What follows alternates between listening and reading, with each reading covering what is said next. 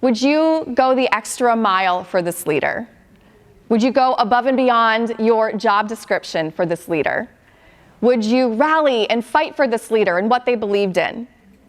Would you stay loyal and committed to this leader, even if the organization down the street offered you a higher salary? I see a couple smiles, I see some confused looks, and I bet it's pretty hard for you to answer this question, right? Because you can't see this leader's face. You don't know what they stand for. You don't know what they believe in. This leader elicits no trust, no inspiration, no innovation. This leader even looks like a lot of the other leaders out there. And so you and I are a lot like these leaders. We put on this armor because we think it makes us strong. We think it protects our power over our direct reports, our performance, and we think that it is the way to lead. We may have even worked with managers in the past or even now who lead in this way of this is how you do it and this is what's going to happen. But I'll share some data with you that suggests that this type of leadership where we're wearing an armor doesn't work. And so what is this armor that I speak of? Well, this armor is really anything that holds you and I back from being human and from remembering that we are human beings working with other human beings. And so I know that you are human resources executives here in this room, so you get that. It may be some of the other members on your team that forget that. So we're going to talk about how we can really take this armor off and step into our humanness today during this time together. So I'm very familiar with the armor that I'm speaking of because it is something that I lived and I led by for most of my life. This here is a picture of my husband and I maybe 10, 15 years ago, and these are our fur babies that you can see here on this boat. And in this picture and on paper, my life looked pretty great. I had married my college sweetheart. We had just bought in a home with the fence around the yard for the dogs. We were trying for human babies of our own, and I had a six-figure career that was paying me to travel around the world and also supplementing personal travel for fun as well. And so while on paper all this looked good and on my face I was smiling, saying that everything is great, behind that I was really wearing a coat of armor. The armor was hiding the fact that I was burnt out in my career, that I didn't feel fulfilled, that I was working out several times a week, but I had no energy to get up out of bed in the morning. It hid the fact that I was drinking a glass or a whole bottle of wine every night to pretend that everything was okay. And because I was feeling burnt out and I couldn't sleep at night thinking about my job, I thought it was my job's fault that I was so stressed out.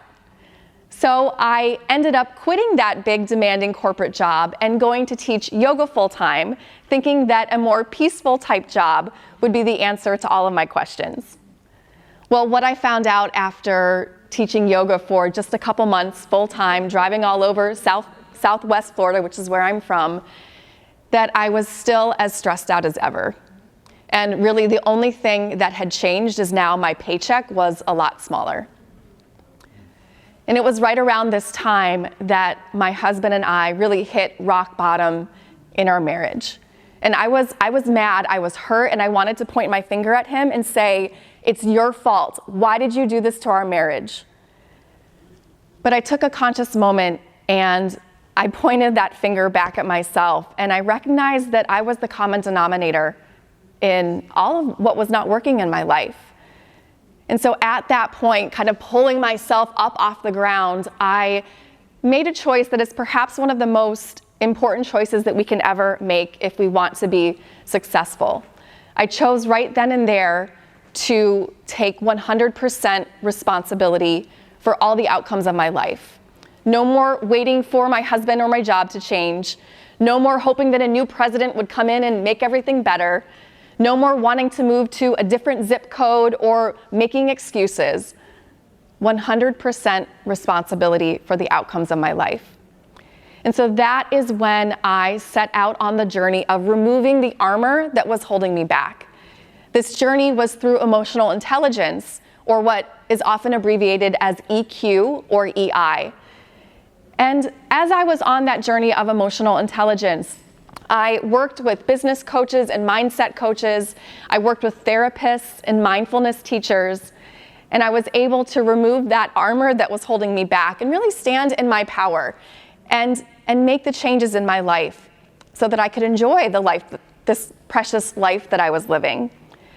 What I recognized as I was going through that journey and I developed the self-awareness that is part of emotional intelligence is that that big corporate job that I thought was to blame for my stress was actually really in line with my values and really in line with my strengths and work that I enjoy doing.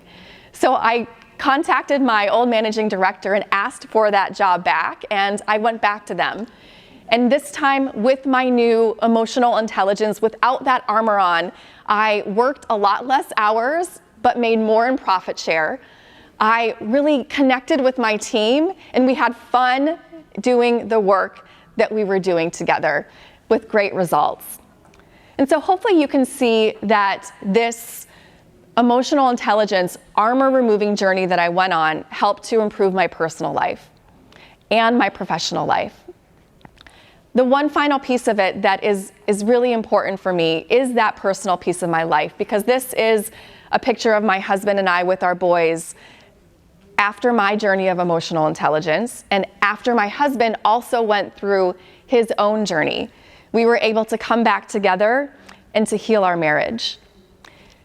My son Maverick is in the middle there between both of our heads, and you know, if you have children, you know that children are a blessing and magic no matter what. But he was an extra blessing for us because before we had done that work of emotional intelligence, we had tried several times to get pregnant, and all of those pregnancies had resulted in miscarriage. And so it was like the universe was saying, get yourself together before you bring another being into this world that you have responsibility over. I don't want you to just take my word for it that emotional intelligence is, a key to having success in both your professional and your personal life. There is a lot of data that backs this up as well. And there's just a little bit of data on the screen, but you can go to Google and get lost in a lot of the recent research over the last couple decades on emotional intelligence impact in high performance leadership. So it increases productivity. If you have higher emotional intelligence, you're paid more.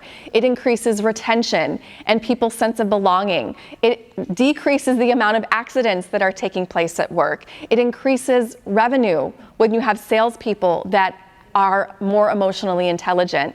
And it's been found to be defined as 2 times more important than both technical skills and IQ combined when determining a leader's success.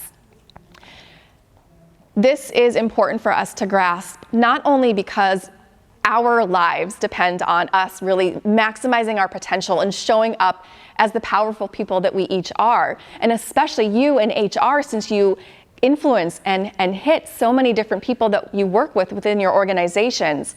But we have to understand also that our teams, every single one of our coworkers, our managers, our direct reports, our supervisors are wearing their own coat of armor.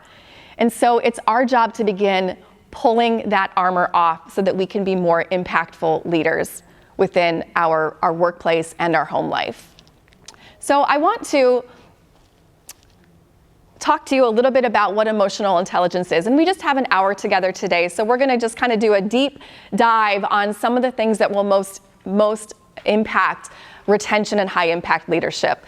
But let's get on the same page about emotional intelligence. I'm sure this is something that you hear often since you are HR professionals, but what is emotional intelligence? Does anyone want to share with me how you would describe emotional intelligence? Yes, go for it. Right, with self-awareness and awareness of others. Self-awareness and awareness of others, yes. It's understanding yourself and managing yourself so that you can better understand and manage others. And so let's dive a little bit more into that. There are 4 pillars of emotional intelligence. The first one, as you mentioned, is self-awareness. We have to start there because we have to know ourselves in order to see where we have opportunities for improvement or to change. Self-awareness is about having an accurate perception of yourself. Do you see yourself as your coworkers see you?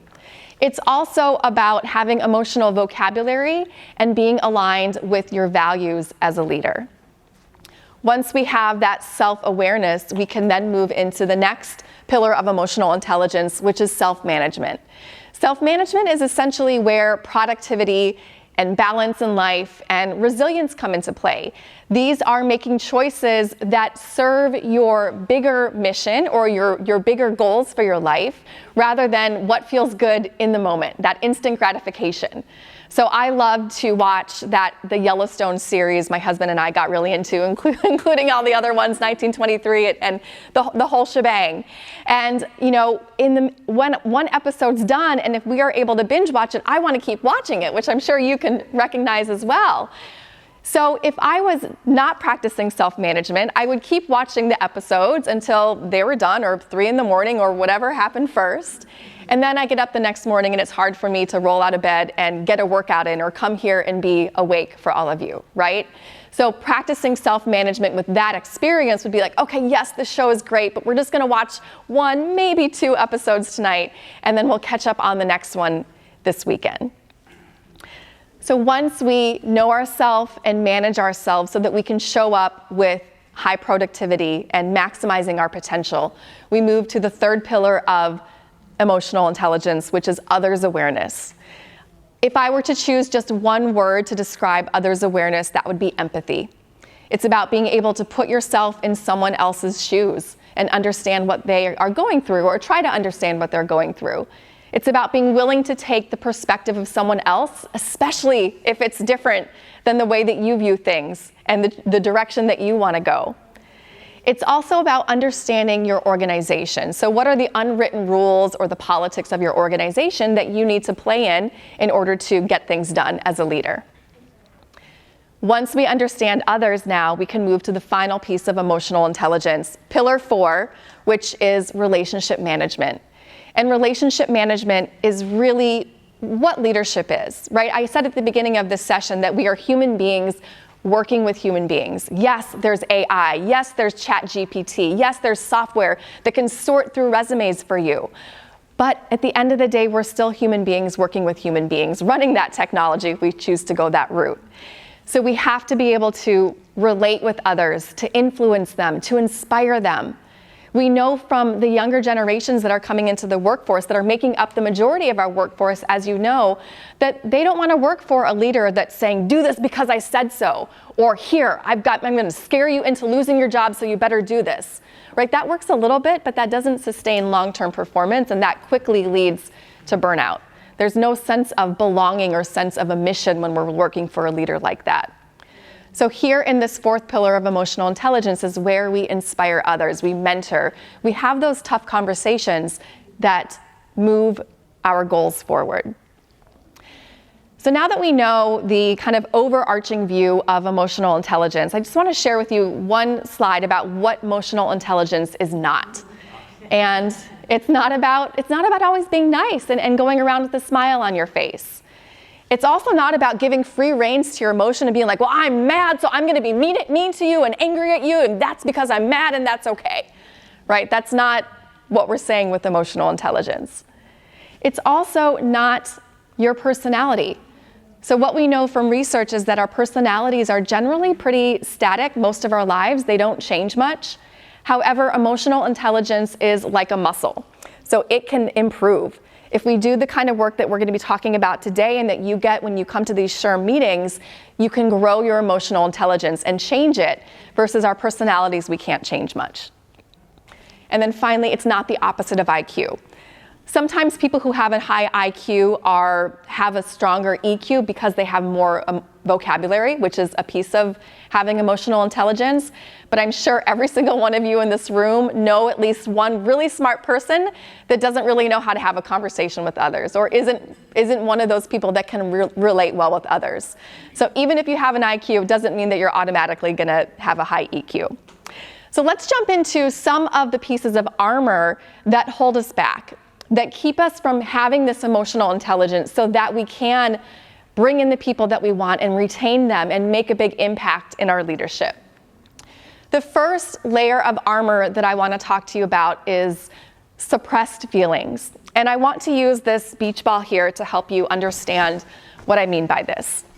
So we are lucky, and I'm lucky to get to work with a lot of organizations like you that are here in Florida. So we get to go to the beach or into a pool pretty much every day of the year if we really wanted to. So I want you to imagine that you are at the pool. It's an afternoon, you're soaking in the sun, you're relaxing, you're enjoying some time off, and all of a sudden someone throws a beach ball at you. Well, you weren't expecting to play with the beach ball. It wasn't really on your plans for the afternoon. So you could, take the beach ball and just, okay, it's here. I'm gonna pass it on and go on about your day. Or you could catch that beach ball and think, oh my gosh, I don't want to play with the beach ball right now. What is this beach ball doing here? I have so many other things that I have to deal with. I don't want this beach ball. And you can try to shove it under the water and pretend that it's not there. Will the ball go down under the water? I got some no's, I got some yeahs. So kind of, right? Like you can push it down with your hands, but you have to keep your hands there to hold it down. And as soon as the water pressure gets too high or you lift one of your arms, what happens to the ball? Yeah, the ball pops up. The ball goes flying and it hits someone in the face, or it breaks a window, or it knocks down your cocktail drinks with the little umbrellas on them, and then you have a big mess to clean up. Well, this is like our emotions. When our emotions come, a lot of us like to suppress them, ignore them, pretend they're not there, shove them down. And we do this by many ways: scrolling, overworking, drinking, shopping. So many different ways we do this. But we shove that emotion down and we pretend it's not there. But what happens is eventually it comes out sideways, just like the beach ball. Our emotion that we suppress might come out 10 minutes later when we yell at one of our coworkers, even though we don't mean to. It might come out 10 days later when we end up crying in a meeting with other people because we're feeling very emotional. It might even come out 10 years later in the form of an illness or disease. When we look at the contributions to the leading illnesses that the United States is facing, 95+% of them are stress related. And when we are pretending that our emotions aren't here, it's causing stress to our inner body as well as our mind that are connected. And so instead of pushing that beach ball down, instead of forgetting about our emotions, we really, to become emotionally intelligent leaders and have self-awareness, we want to start really embracing our emotions. We want to observe them. And we want to understand that they are neutral. They're not good or bad, even though some feel better than others. And understand that our emotions are data for us, or they're messengers. So think about this. If I am angry, and I can understand that that's how I'm feeling, well then that's telling me that I want to take a stand or a fight against something. If I am feeling excited, well, this is a project that I really like at work, and this is what I want to tell my bosses in my zone of genius so I can do more work like this. If I am feeling something like jealousy or envy, this is really an indicator of something that we want for our own life. I have, for a long time, been jealous of first-time authors because I have wanted to write a book, and every time I saw a first-time author, I could sense that feeling of jealousy. And so instead of, oh gosh, I'm not supposed to be jealous, that's a bad trait, we're not supposed to be feeling jealous in this culture. Instead of me feeling that way and pretending it wasn't there, I said, what's this message for me? Well, the message is I want to write a book, so I should sit my booty down and start typing away. And so even if we feel something like resentment, that might be that there's a boundary that has been crossed, or we need to create a boundary. All of our feelings have different messages for us, should we listen to them. The reason that it's really hard for a lot of us to listen to our feelings and observe them is because it's not really something that is embraced by our culture. It's not really something that a lot of us were taught when we were children. Oftentimes we, experience something, and let's say I didn't get invited to my friend Sally's birthday party. and my parent says, "Oh, I'm so sorry that you didn't get invited to Sally's birthday party. Here, have a cookie. This will make you feel better." Emotionally eat our stress. Or, "Here, let's go to the store and buy you a new set of Legos. That will make you feel better."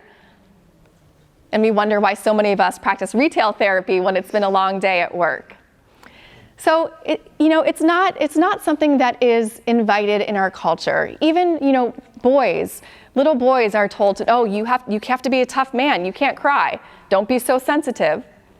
Or a lot of us were told children are meant to be seen and not heard, smile and look pretty.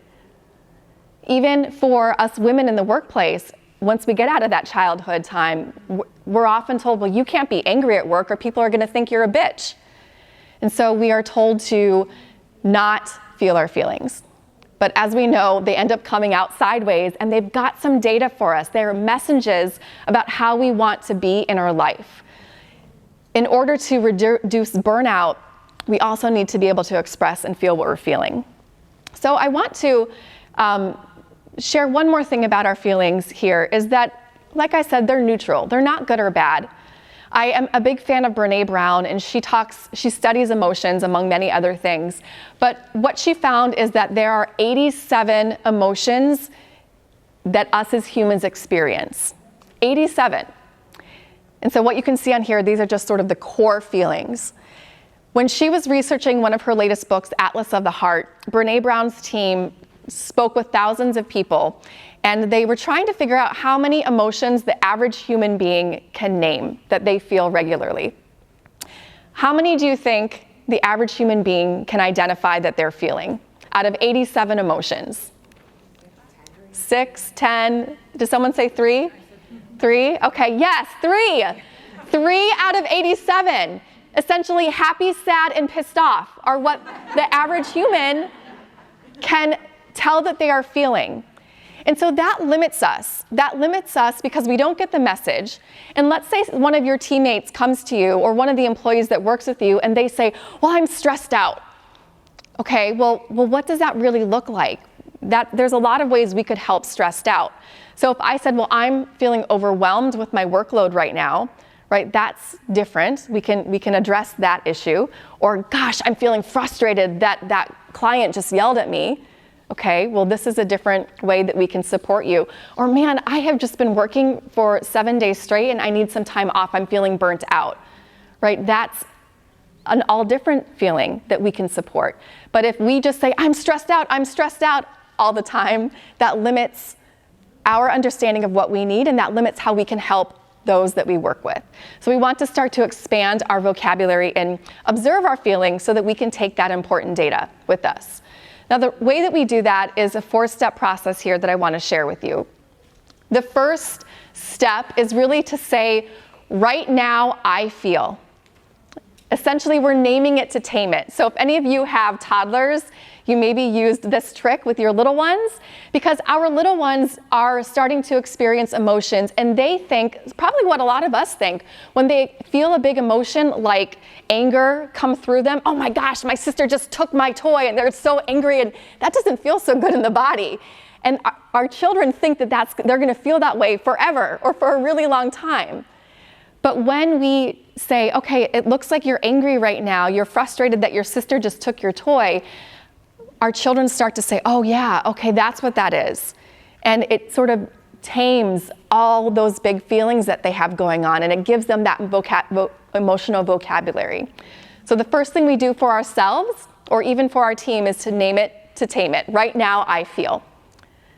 The second step is, how does this feeling feel in my body? And the reason that this step is here is it's just a mindfulness practice. Our bodies are the easiest way for us to be in the present moment and connect with our mindfulness. And so, okay, does this, like when I get nervous, my heart starts to beat a little faster, my palms get sweaty. When I get angry, I clench my jaw and I hunch my shoulders. And just noticing that in my body helps me to experience the feeling, bring me to the present moment, and to start looking for the message from that feeling. Third step, Just reminding yourself that it's okay to feel whatever you are feeling. It's all part of the human experience. There are no good or bad feelings. They're all data for you. And finally, what's the message? What does this feeling say? How can I take care of myself? How can I stand in my power and respond to what's happening from my feeling? Yes? Can I just, I love what you're doing here, because what you talked about at the start was 100% responsibility and taking that responsibility, right? And if you don't do this, you can't get there, right? And then most people will then come to you and say, why did you do this to me? Instead of that the flip side. So that I just felt like I needed to like connect those two. Yeah. If that helps. But I just because as HR professionals, most people show up in an office going, that person did that to me. And they can't articulate exactly what you're saying.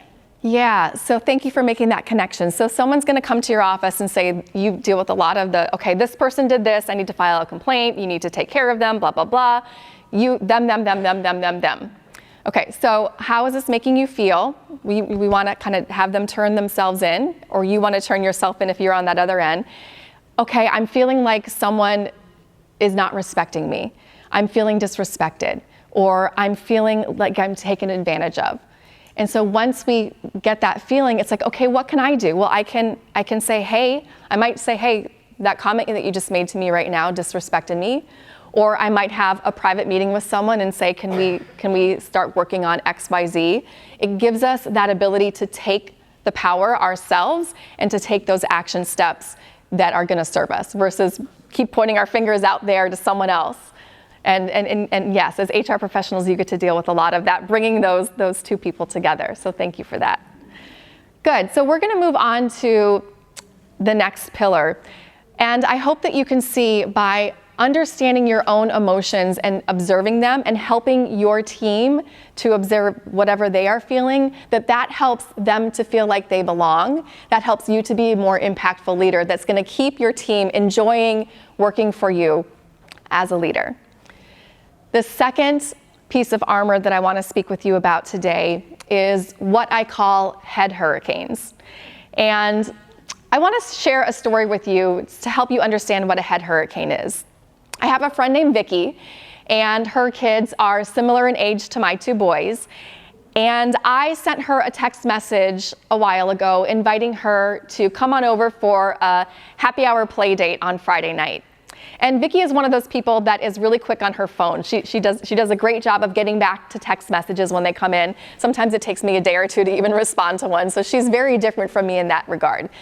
So when I sent the invitation to Vicky to come on over for a happy hour play date, I expected her to respond pretty quickly, but she didn't. An hour or two went by and I didn't think too much of it at first, but then another hour went by and I started to think, I wonder what's going on. Is Vicky mad at me? Oh my gosh, I forgot to ask her about how her mother-in-law was doing last time I saw her. Oh my gosh, how could I be so selfish? How could I be so self-centered? Man, I've really got to get better at nurturing these friendships. Why am I such a bad friend? So on and on and on, this has turned into this hurricane that's in my head, that's swirling and swirling and swirling around. And as this is going on, I might be working, but am I getting a lot done?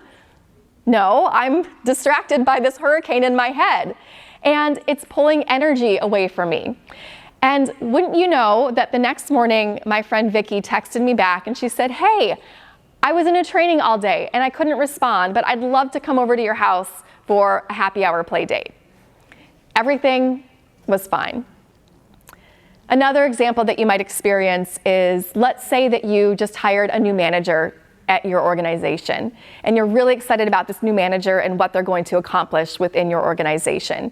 And you go and check in on one of their supervisors, and you find out that this new manager has been showing up late several times for the last couple weeks. Well, oh my gosh, I really thought this person cared. I didn't think this person was lazy. I really thought this person was going to be a great addition to our team. And as you get into that hurricane, as the humid air and the weather starts forming up there, you start thinking, man, I really thought I was better at filtering through these applications and asking the interview questions. What am I even doing in this role? Why do I have this position? And we go on and start beating ourselves up because of this head hurricane. Imagine if you took that head hurricane to that person and you said, I can't believe that you're so lazy and that you don't care about this job. I really thought you were going to do a great job here. Do you think that person, are you going to want to keep working for me? You're like, I don't know.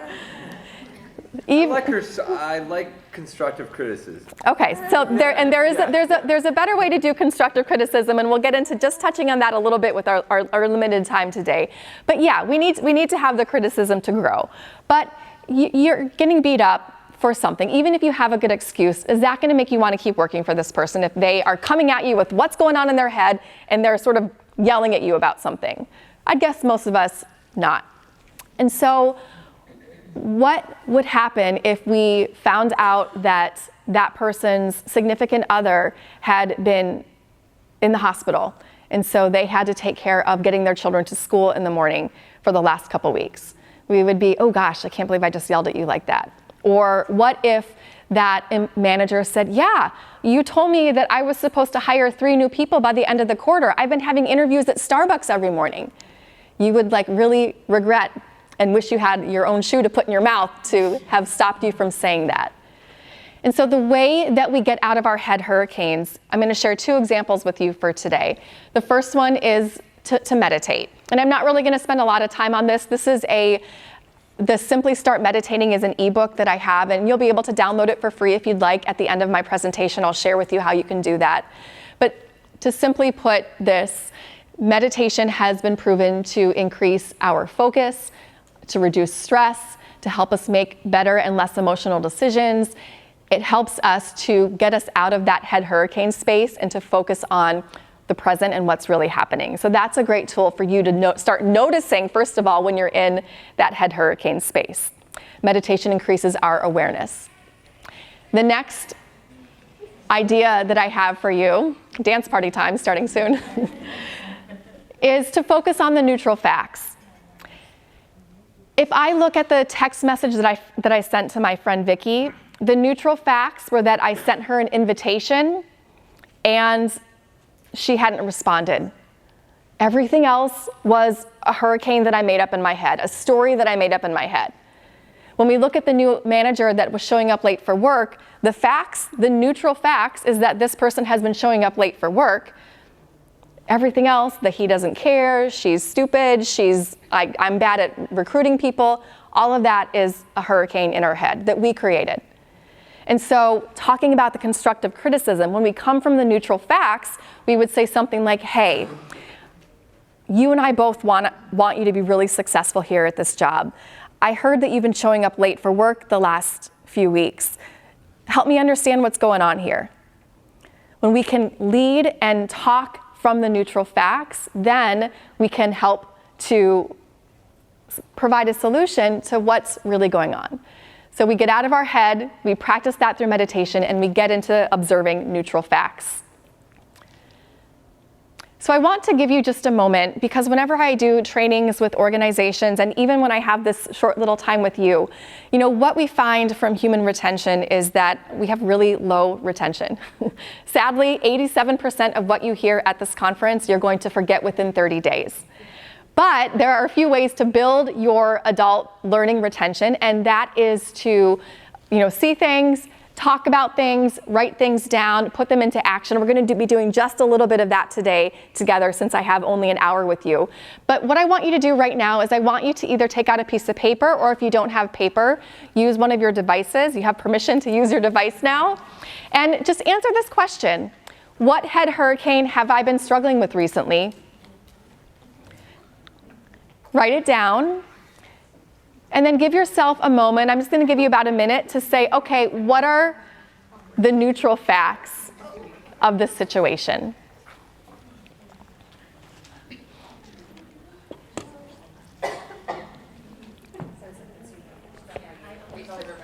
So what's a head hurricane that you have been experiencing lately?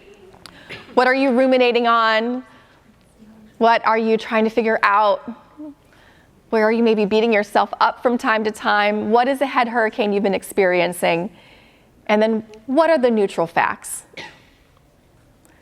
What are the neutral facts of that situation? And I'm going to give you just 20 more seconds, so jot a couple ideas down.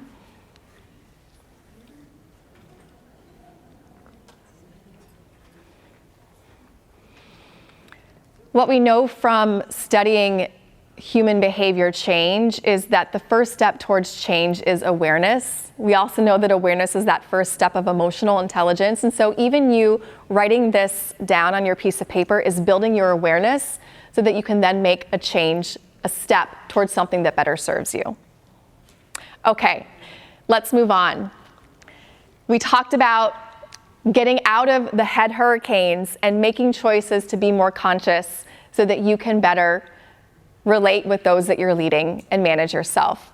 We'll move in now to the third pillar of emotional intelligence and one of the pieces of armor that keeps us stuck, that holds us back, and that's what I call fixative speaking. So all of you have gotten here to your role and to have the success in your career because you've had a lot of answers, right? Even in school, we are taught that we need to have the answers. We have multiple choice tests, and our whole job in elementary and middle and high school and even college is to get the right answers on the test so that we can get the good grade and move on.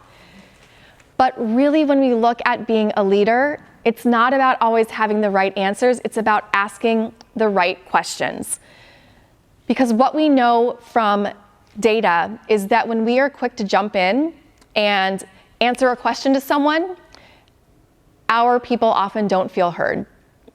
They don't feel listened to. And I know that this is not something that's new for you as HR professionals, but it's really, really important for us to always be working on this muscle of listening and being reminded of how we can be better listeners, even with all that we've got going on in our busy, busy lives. So why are we such poor listeners? We're busy. We can't quiet our mind. We can't quiet our mind. We listen to respond. We listen to respond. Yeah, so that's the one that gets, they all get me, but that's the one that gets me the most. Instead of actually listening, I'm preparing my response in my head. And so then I'm not even listening, right? Like I'm responding to something that was said at the beginning of the conversation, but not to what is being the whole truth, right? And so our job to listen effectively, as Stephen Covey talked about in the 7 Habits of Highly Effective People, listening to understand, not to respond. We want to listen to understand, because a lot of times what we're listening for is even underneath the words that are said. You know, what do they not have the emotional intelligence enough to feel strong enough to come out and really say what's going on? Oftentimes people will start with one issue, but then they really get to the actual issue, and it takes a while for some of us to get there. Sometimes we need that, just having someone listen to us connects the dots for us. What's the problem too if we always have the answers every time someone knocks on our door and asks us a question? What starts happening? Not growing them. You're not growing them. They're not feeling empowered. What else? You think you're going to have a lot more knocks on your door if you keep answering for them every time they come to you? Yes, and then you're going to be even more busy, and you're not empowering your people. And so what we want to do is we want to get better at asking questions. We want to get better at listening. We want to get better at helping our people feel like they are seen and heard and understood. We know that for engagement, which of course leads to higher retention, those that feel heard are a lot more engaged at work. They're more productive, and they're going to stay with you longer. So what I want us to do is to practice this muscle of listening. And what I'm going to have you do in just a moment is I'm going to have you get with a partner, and one person is going to be the talker, one person is going to be the listener, and I'll let you know who that is once we get partnered up. But the talker is going to answer a question that I'm going to give you, and you're going to answer it until I say the time's up. I'm going to time it. It's going to be a little longer than you think it's going to be, so you're going to have some extra time to answer that question, and I want you to keep going, FYI. The listener is going to only listen. No, oh my gosh, that happened to me too. Oh, here's what I think you should do. No, not even any, really? Oh my gosh. just listen. I want you to practice zipping your lips and just listening. There might be an awkward pause because I don't want you saying anything if you're the listener, but right now we're practicing the muscle of just listening. Is that clear? Okay, so let's find partners and then I'll tell you what the question is. So everyone stand up and find a partner, please. If you need a partner, why don't you raise your hands? If anyone needs a partner, raise hands so we can get people together. So we got someone back there that needs a partner, and then way in back. Do you guys see each other? Okay. All right, so anyone else need a partner? Okay, so the question that I'm going to tell you who's who in a moment, but if you are the speaker, you are going to answer the question, what head hurricane have I been struggling with recently? Okay? The question again is, what head hurricane have I been struggling with recently? If you are wearing the most purple or close to purple, you are going to be the listener first. Purple is the color of my brand, so we're going with purple. And whoever is wearing the least purple is going to answer the question first. Most purple, listen. Least purple answers the question, what head hurricane are you struggling with? I'm going to start the timer and go.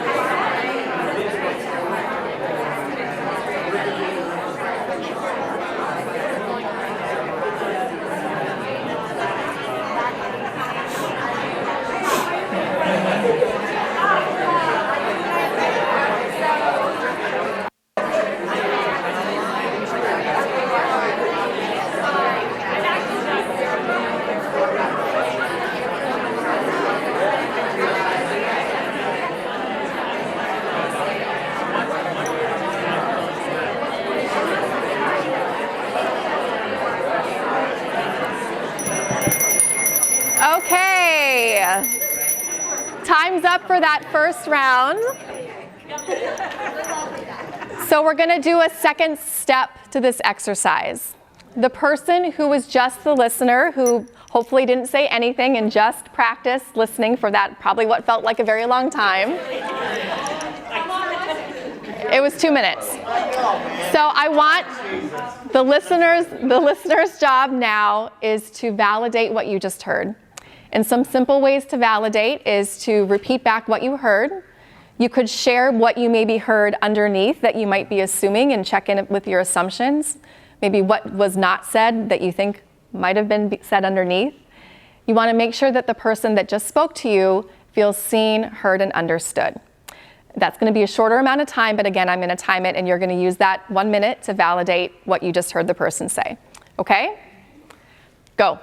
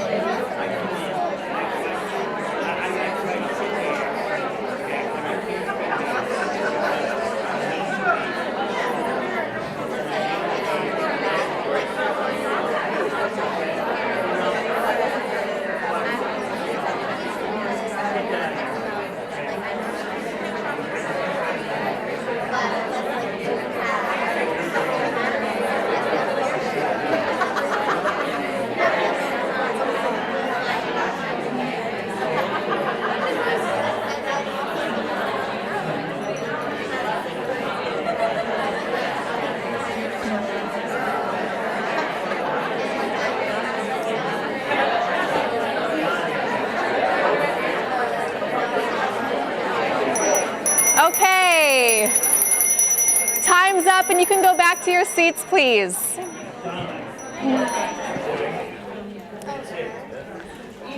So while you're making your way back to your seats, I want to check in with you. How was that exercise? Who would like to share, whether you were the listener or the speaker, how that was for you or what you might have gotten from it? Go for it. As the listener, I was just letting you know that it was very difficult for me not to say anything. In my head, I was like, oh my gosh, I know what I need to say to her, to help her and validate her. But, so yeah, that was, 2 minutes was a lot. Yes. So it was difficult because you knew what you wanted to say, and it was difficult for you to not jump in and say what you wanted to. Did anyone else who was the listener feel that way? Yeah, lots of hands. Okay, and that's common, right? And this, I'm not telling you to go now to your team when they come and knock on your door and just sit there and listen for 2 minutes. It's not what I'm saying. But what I want you to do with this exercise is to help you feel the extreme, right? Because so many of us we're really quick to jump in and fix and give and say what we thought or relate. And then the other extreme of it is, kind of let's not say anything and let me just recognize when I'm not actually listening, when my mind's going elsewhere. But as we experience these two extremes, can we come to this more balanced place in the middle? Can we just perhaps pause for 3 seconds before we want to respond? And maybe there's a little more that could come out when we give that space. What about the person who was the speaker? Who would like to share how that was for you, filling that time for 2 minutes? Yes. Well, it's never good to basically spill the beans on your problems and your pain points and stuff. So it's never fun to talk about that stuff. But it's important though, because if you don't, you're never going to change. Yeah, it's not fun to recognize where you're having struggles. It's easier to shove it under the water like that beach ball and pretend that it's not there. And like you said, that chance of being able to share it with someone who was really listening to you allowed you to recognize it, right? Did you feel like you were able to recognize the problem a little bit more and have that awareness? Yeah. I didn't listen. Wait, what's that? I didn't listen. You didn't listen. Okay, you spoke. Now, Okay. This guy's hot, okay? He's got his own business. He's a sales coach. He's doing everything. Told him his goal next year is to present at this conference, okay? Now, I'm a poor listener, okay? My wife tells me this every day, okay? And my boss, she gave me this book, Empathetic Listening. So I read it, and I still can't listen. So this is why I overtake these conversations. I'm sorry, man, but this is what I expect out of you next year. Okay? Yes. Okay. So yes, let's lift each other up. And also, can we understand that empathetic lifting is a way to lift someone else up, to feel seen, heard, and understood, right? And what happens when we are quick to jump in and we are quick to say you need to be on stage, when we're quick to give the solution and to fix, is we are often solving for the wrong problem. Einstein said that if I had an hour to solve a problem, I would spend 55 minutes identifying that problem and 5 minutes identifying solutions. So when we jump in quick, we're not often getting to that root cause. We're just spending our time and our energy fixing symptoms versus getting at what's really going on. And so let's bring in this idea of, okay, pause, listen. It's not easy for any of us, but let's keep practicing. And I want to speak about the validation for a minute, because half of you got to practice validating. And what we need to know about validation is it doesn't mean that you agree with the person. It doesn't mean that you want to go forward with what action they're proposing. You are simply saying, I hear you. I understand that you have a truth, and I'm going to hear that truth. Because all of us in this room have just gone through this presentation time with me together, but it is going to be a different experience for every single one of us, even though we're all here in this room together. And so when we listen, and when we validate, we're saying, okay, I'm trying to understand how you see things so that you feel heard, and so that we can then get to the neutral facts and work on that root cause together. Okay. Yes. So for 2 minutes, someone was talking and we were trying to listen. But what about the conversation part of it? Like, I know it was a long time for those individuals to talk for 2 minutes without hearing anything from the person they were talking to. Where do you, I guess I don't understand, like there's no conversation happening. Yeah, so So if you're two people talking together, shouldn't there be a conversation back and forth? yes, there absolutely should be a conversation back and forth. That's when we get to the fourth pillar of emotional intelligence, relationship management. And I only have an hour with you today, so this is just a little tiny piece of the beginning of that conversation. But what you can simply do after you've listened and you've given them space to express themselves is you can say, how can I support you? Or what does support look like to you? Because oftentimes when you give someone the space to speak out loud, they come up with their own solutions and they might be good to go. Or they might say, hey, no, I just figured out what I want to do. Or man, I just wanted to share with you what's going on. I'm all good now. Thanks for letting me know. Or thanks for listening. But the next step, just to kind of put it into the time frame that we have right now, is to say, well, what does support look like for you? Or how can I support you? And then you can move towards supporting them in whatever that looks like. I think by having a pause, because it was 2 minutes and you felt awkward, it kind of forced you to take a deeper dive into, how you were feeling and the details. And then, you thought of more things that you wanted to share. But if somebody had jumped into the conversation and said something, it would have paused those thoughts that you were starting to have. Yeah, absolutely. It's giving that space for us to empower our team to come up with their own solutions. And then if we don't like their solutions or we're not confident in them, we can say, well, how do you think that's going to play out? Or have you thought about this? Or what else could you do? Or what's the likelihood that you think this will work? And that comes more into the conversation piece of still asking questions to empower your people and pull it out of them versus you being the person with the answers all the time. Yes? I think it's a lot to do with practicing meditation too, because when you meditate, you have all these little thoughts that come in all the time. The same thing happens when someone's speaking to you. You have all these thoughts come in all the time. Your brain's trying to make connections. And so when she was talking to me, I'm trying to relate to everything she's saying. Oh, I relate to that. I relate. I'm like, wait, shut up. Let me listen. Who cares about how I relate to that or how I have something that's comparable? I'm just trying to listen. So I feel like it's the same when you're meditating. You're just okay, this thought is coming through. Just let it pass. It's not that important. It can go. Yeah, wherever you go, there you are. And so our meditation cushions are essentially a little piece of our life. What we struggle with when we meditate is what we struggle with when someone's giving us feedback that we don't want to hear. Or what we struggle with when we're meditating is something that is what holds us back from stepping forward to someone and having that conversation that's going to shift behavior in a way that says, this behavior needs to shift, and I really respect you and like you being a part of the team. So yes, thank you for sharing that. So I'm going to want to move on because I have just a few more minutes with you and I want to keep us on time. And let's move into then the final pillar of emotional intelligence. And we've kind of touched on this, just sharing how difficult it was for us to be in this one little exercise. But really what holds us back from moving into having those conversations and being that most influential leader is our fear of discomfort. Our brain is trying to conserve energy, so our brain doesn't like to do anything that's different. And it's way easier just to do what we've always done because it's something that we know and it's something that we're familiar with. And so my invitation for all of you, especially because you're HR professionals and you have such an impact on all of those that you work with, is to embrace that discomfort and really embrace courage. We need to have courage to have those tough conversations. I'll go back to the slide since you saw it very briefly. Basically, what this slide says is that most people that you work with are not talking to one another. Most people are scared to have a conversation. Most managers are scared to help hold their people accountable. And so we need to have courage in order to move past that. We also need to train our people on how to have these types of conversations. We can't just expect that they're going to come in and give and receive feedback without knowing how to do that skill. So we embrace courage.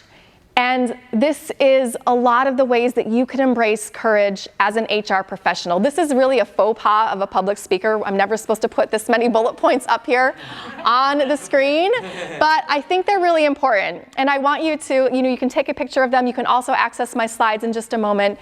But we want to bring that humanness back to human resources. We want to remove our armor so that we can inspire and connect with people, so that they are loving to work for us, so that they want to keep working within our organizations. And so I want to just help you kind of step into that courage in one final way. And so I want everyone to please stand up, and we're just going to quickly make a circle around the perimeter of this room.